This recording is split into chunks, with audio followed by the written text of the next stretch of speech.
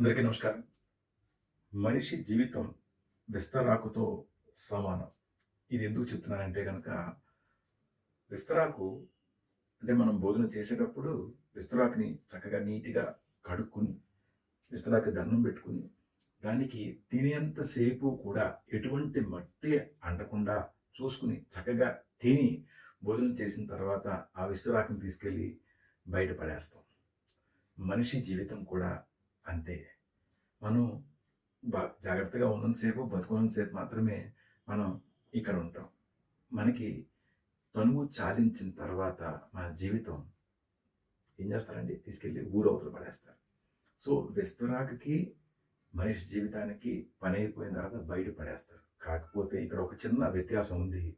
విస్తరాకు చాలా సంతృప్తిగా ఉంటుంది. ఎందుకంటే, నేను బయట పడేసే ముందు ఒకరి ఆకలి తీర్చాను అని ఒక తృప్తి ఉంటుంది. మనిషికి ఆ తృప్తి నిజంగా ఉందా? ఒక్కసారి ఆలోచించండి. మనం తనువు చాలించే లోపల ఎవరికైనా సేవ చేశామా అని ఒక్కసారి ఆలోచించండి. ఎవరైతే కష్టాల్లో ఉంటారో వాళ్ళకి సేవ చేయండి. ఈ కుండ ఎప్పుడు పగిలిపోతుందో ఎవరికీ తెలీదు.